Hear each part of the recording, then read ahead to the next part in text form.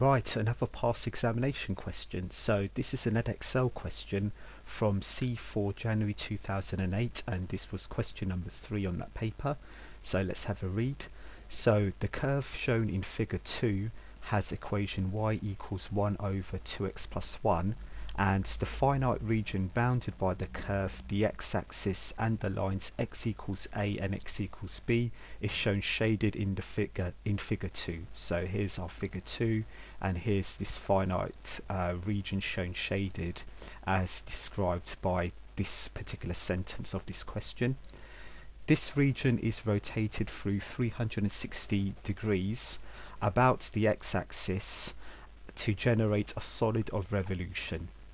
And we need to find the volume of solid generated, and we need to express our answer as a single simplified fraction in terms of a and b. So let me pick up a red pen.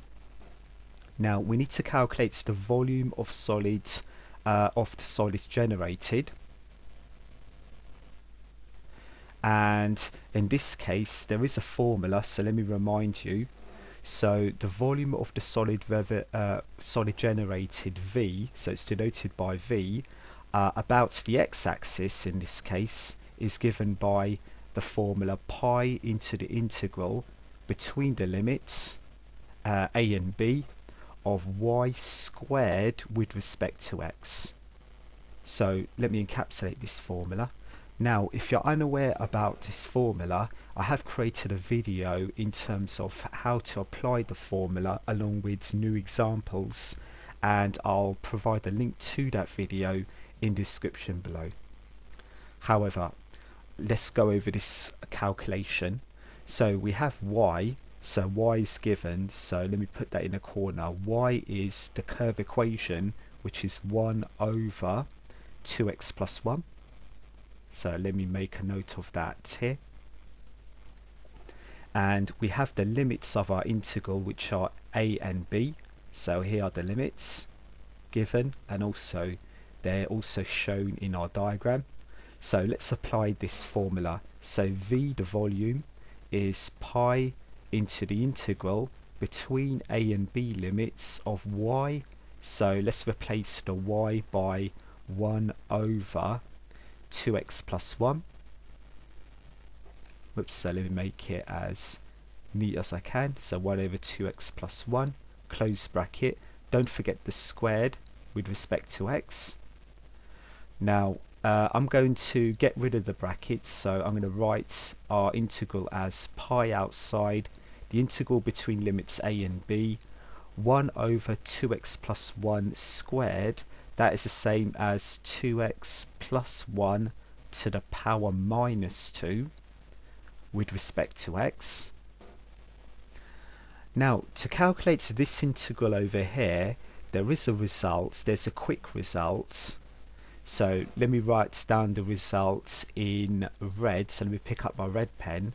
So whenever you want to integrate an expression of the type ax plus b to the power of n, and provided that n is not equal to minus 1 and the term within the bracket is of a linear form, so the formula goes like this. All we do is we add 1 to the power, so it's ax plus b to the power n plus 1, divided by the result of adding 1 to the power, which is n plus 1, divided by the derivative of ax plus b, and when you differentiate ax plus b you get a add c. So this result here, this result can be proved by using substitution. So if you're not aware of this result, again I have created a video explaining the proof of this result, and I'll provide a link to that video in the description below. So, however, as you can see, I have 2x plus 1 to the power minus 2 to integrate, and we can use this result. So it is possible to use this result, as the 2x plus 1 is a linear, and the power, so let me make a note, for this result to work, n shouldn't be equal to minus 1. So as you can see, we have minus 2 as our power, and that is not the same as minus 1. So let me apply that result for this particular integral. So I'm going to keep the pi outside. Let me open up a square bracket. So when I add 1 to the power, minus 2 plus 1 is minus 1. So I'll have 2x plus 1 to the power minus 1. So let me make it as neat as I can. Divided by the resulting power, which is minus 1. But don't forget the derivative of the term in a bracket. So when I differentiate 2x plus 1, we get 2. Let me close that bracket. And let me put my limits on the right hand side of that square bracket. So here's my a and here's my b. Let me continue along the line rather. So I'll have pi outside.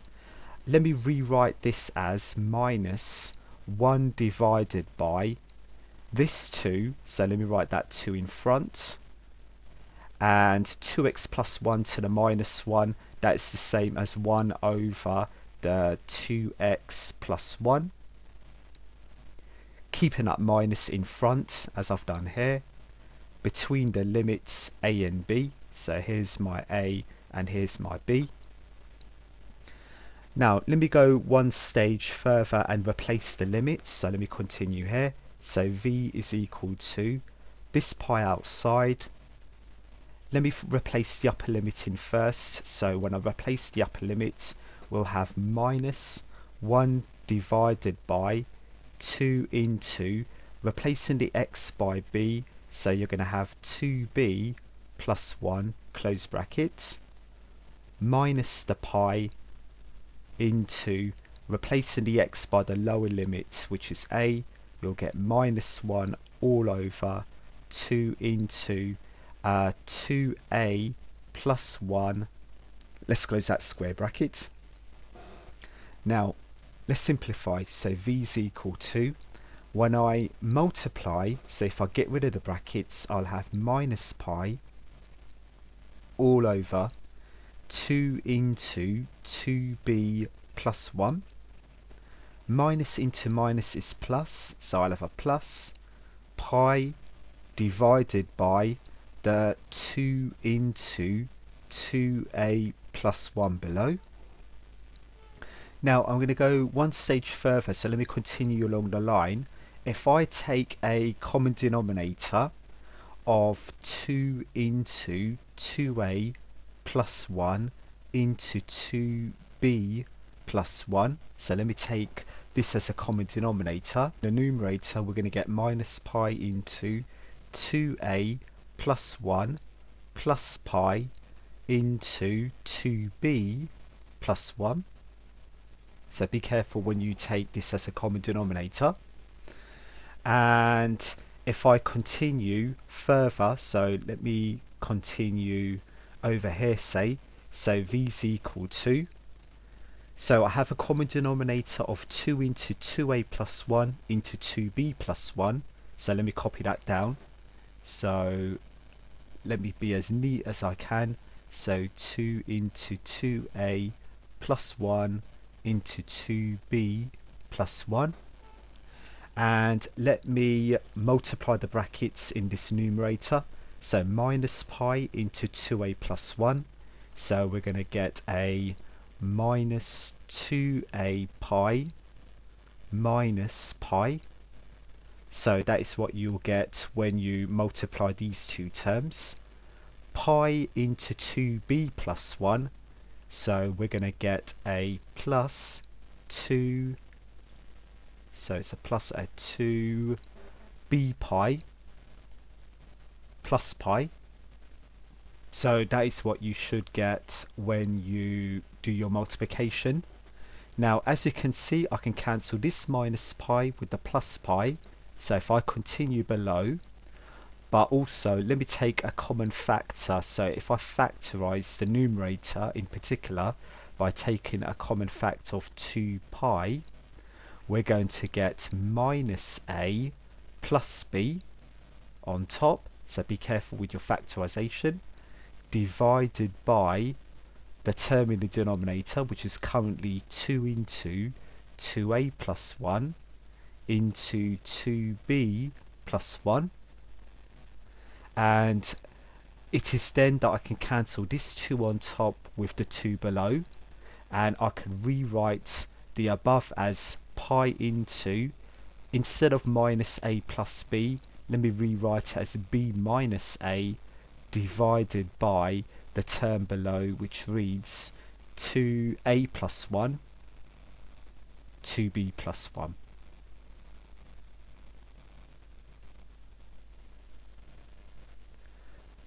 So I express my volume of the solids generated as a simplified single fraction, okay, so as stated in the question, in terms of a and b. So I did the very thing over here, and that sadly ends this video.